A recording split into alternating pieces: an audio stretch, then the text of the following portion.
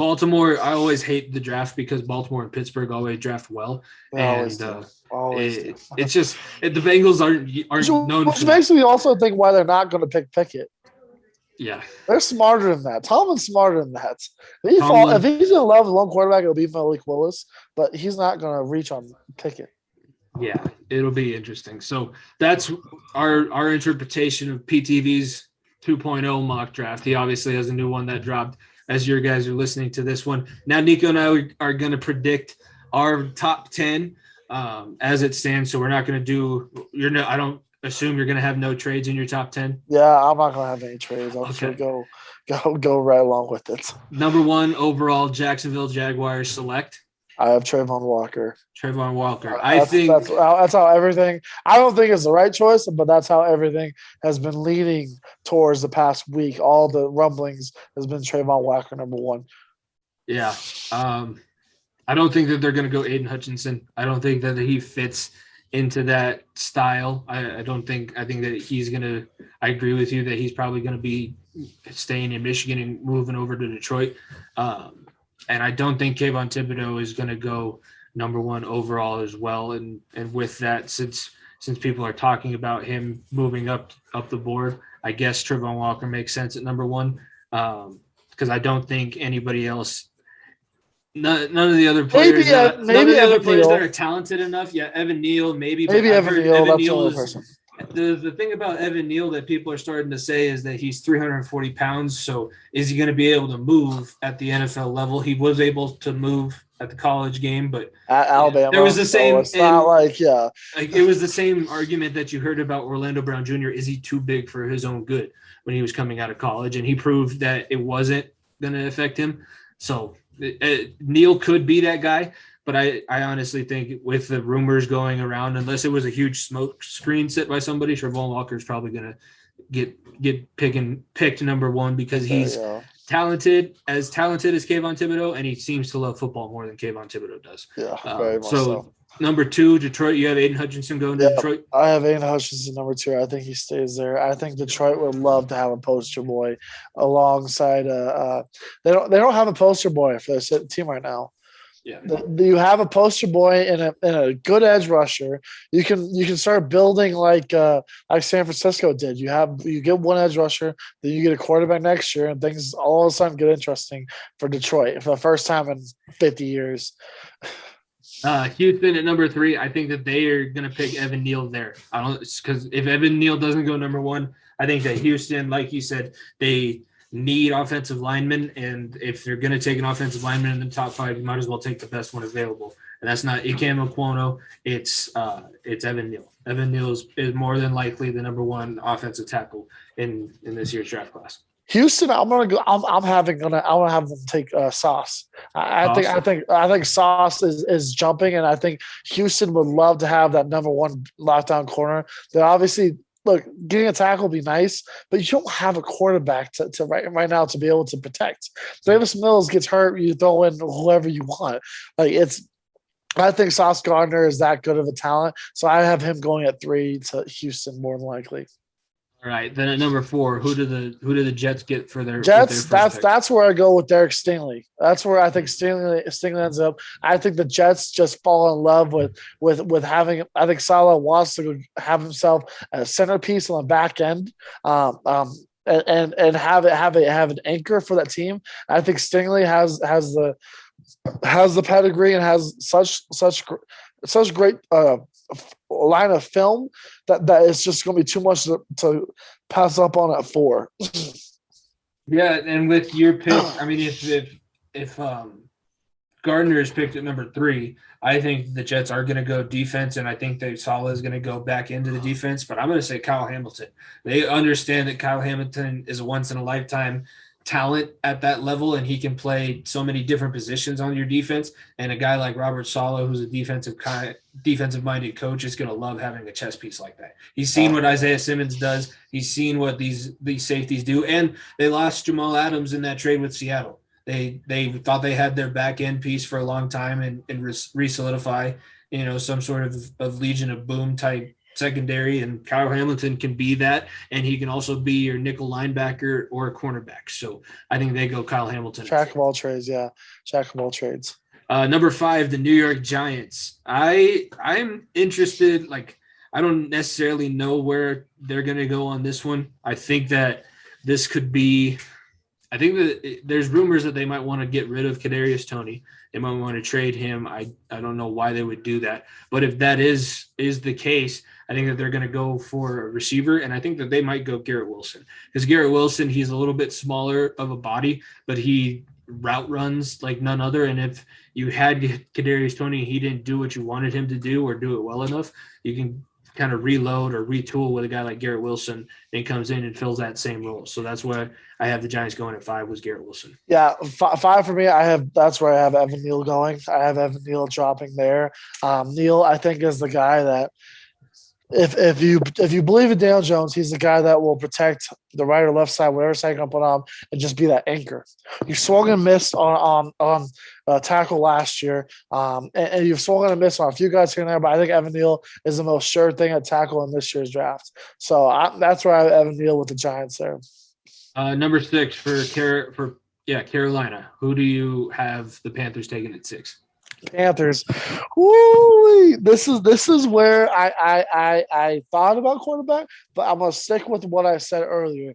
I think fuck that. I think the Panthers take Kenny Pickett. I don't know why they're high on Kenny Pickett. I don't think Kenny Pickett is the number 1 quarterback in this draft class, but I think they take Kenny Pickett and they fall in love with him. It makes 0 sense. But Carolina, it makes sense. It makes 0 sense because Kenny Pickett is 1 year and 1 day to a day younger than Sam Darnold. It makes 0 sense, and I think Carolina is turning into slowly football hell, and they're going to be drafting a quarterback next year as well. And I think Kenny Pickett, they swing on Kenny Pickett for no reason, and they go here. I don't think it's the right move, but I'm drafting how I think this will go, and I think Kenny Pickett will be at number 6. I see your Kenny Pickett, and I'm going to raise you another quarterback. Guess which quarterback? I don't think you're going to be able to pick. It's probably going to be Corral. Carson Strong. Oh, my God. Because guess what? No, don't. Hear me out. Hi, Jimmy. Don't they draft late? Oh, no, they don't they draft do. Late. I mean, they do. But hear me out. Matt Rule had his most recent success in college. Who is the most hyped quarterback that's only going to be able to have success in college football? Carson Strong. Matt Rule's not smart enough to understand that his game is not going to translate, and I think that they're going to reach. He's going to say something stupid like he has been, like the whole Jay-Z. It like took 10 years for Jay-Z to write the blueprint. It's like, are we going to suck for 10 years, Matt? What are we doing here? I think that he's going to panic, and I think he's broken, and it's going to be like Carson Strong. Are you sure? Yes, Carson Strong. That's what I want. These last 3 drafts for the Panthers may set this franchise back 30 years. You think Derek Brown instead of Isaiah Simmons, the fucking corner they took last year instead of Surtain, and then now probably getting Pickett or Carson Strong in your instance. Yeah. It would just be a lot of fun if it happened. It would give us fodder for the next 10 years. It would be great.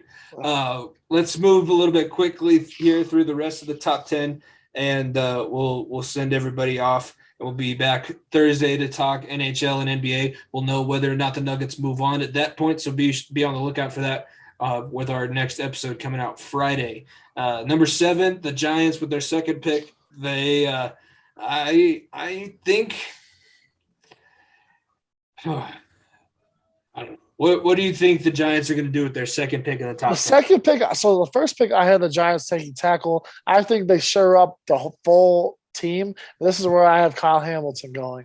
This is where I think he fits right in. He is the guy in New York. He is the guy on that second on that defense for New York. They can plug him right in. If New York ends up with Evan Neal and Evan Neal and what's his face?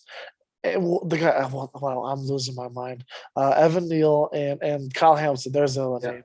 And if both Sauce Gardner and Derek Sting, like I'm predicting, are off the board, and you end up with Evan Neal and Kyle Hamilton, that's the perfect 1-2 punch to get in the top 10, in my opinion. Because Probably that's definitely the best offensive or offensive alignment in the draft, in my opinion.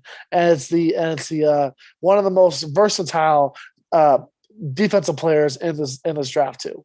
And Yeah. that's a home run win for the Giants. Yeah, I'm gonna go with the Giants picking the secondary, and they get Derek Stingley in my scenario. He's the only one that hasn't been taken yet. He's a top 10 player, so Derek Stingley at number 7 for the Giants. They end up getting a receiver and a corner in my scenario. 8 at Atlanta. I think this is where the other Ohio State receiver is going to go, and it's going to be Chris Olave at number 8 going to the Falcons and teaming up with Kyle Pitts and Marcus Mariota and Cordell Patterson for the greatest show on turf 2.0. I think they also pick receiver, but I'm going to go with Drake London. I've been hearing that Drake London may be the most raw talent, and one thing Atlanta is known for is falling in love with raw talent and turning into something. Yes, they're not very good with teams, but one thing they can produce is good receivers, and that's the likes of Roddy White, Julio Jones, Calvin Ridley. I think they go get Drake London, that they fall in love with him. So that's why I have them taking an 8. Number 9, where does Seattle go with the Broncos pick?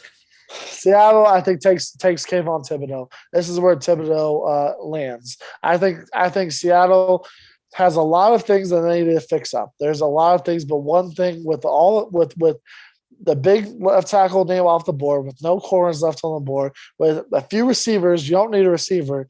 You go get an edge rusher in Thibodeau and go take a swing on him, because he's a top 10 talent. There's no doubt he's a top 10 talent. And if he's there at 9, you take a swing on him and see if he's worth it. Because Seattle is a place where, even though they have Drew Lock right now, that's still a pretty good place people want to go play football at because of the city in their past. So I think Thibodeau is a perfect fit there for Seattle and slides right in.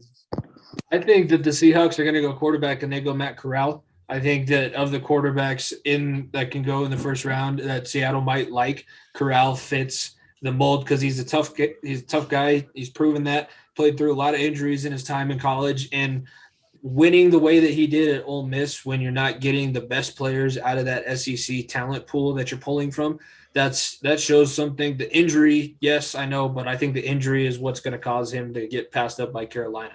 That's why I don't think that he's going to go to the Panthers at number 6. I think he falls to Seattle at 9. And you can afford to not have him play the first year. Like he's going to be behind Drew Lock. You just hope that Drew Lock doesn't teach him how to be a professional quarterback. You just kind of put blinders on Matt and be like, don't listen. Whatever you do, don't listen to Drew. In fact, do the opposite of what Drew tells you to do. Listen to Drew, take it in, do the opposite. That's what you're going to do to be successful. And then finishing out the top 10, our last prediction for the 2022 draft, the New York Jets with the 10th pick select. This is where I have Garrett Wilson going. I have Olave out of my top 10. I think Garrett Wilson is a much bigger body, a lot more closer to Michael Thomas in essence. Olave was the speedster, the guy that's just going to pick it up.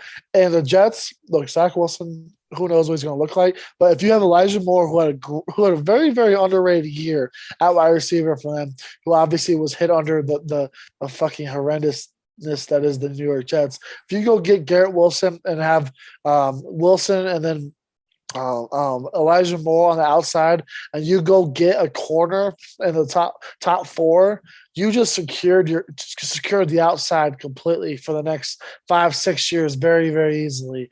Then now all you got to worry about is your running game and then the inside game. But your outside game all of a sudden looks very, very promising. So that's where I have Garrett Wilson going.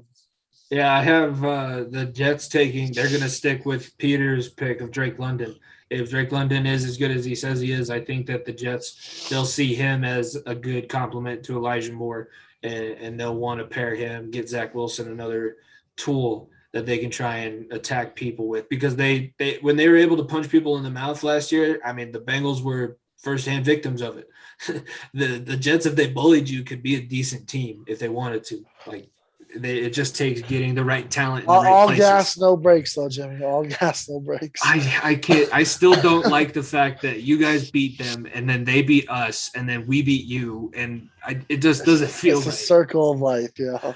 Okay, that's going to bring us to the end of episode 82 of the Far End of the Bench podcast. Thank you guys for listening. Like we mentioned, we'll be back Friday with our second episode, releasing 2 episodes a week during the NHL and NBA playoffs so that we can keep you guys as up to date as possible. We're going to be watching the Nuggets game Wednesday night, hoping that they extend the series, maybe another game, give us a little bit more pride, but they were able to avoid the sweep, and that's all we cared about. Nikola Jokic didn't get swept in his back-to-back MVP seasons. We'll also be talking NHL playoffs because by the time we're recording that one, that regular season will have come to an end, and we'll have the solidified playoff brackets moving forward. Follow at FEOTB Pod, all social medias, wherever you're listening. Be sure to follow, leave a 5-star rating and a review. New episodes coming out the following weeks will be Wednesday and Friday, and we'll be trying to keep you guys up to date with as much stuff as possible. Nick, what's your prediction? Give us a very quick prediction before we go. Denver Nuggets, Golden State Warriors, Game 6. Do we get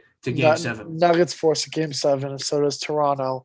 And Jokic narrative gets to push so fucking hard against Philly fans. There you go. For that, episode 82, Far End of the Bench podcast, for myself, Jimmy Pilato, my co-host, Nico Bryant. Thank you guys for listening. We will see you next week. Peace.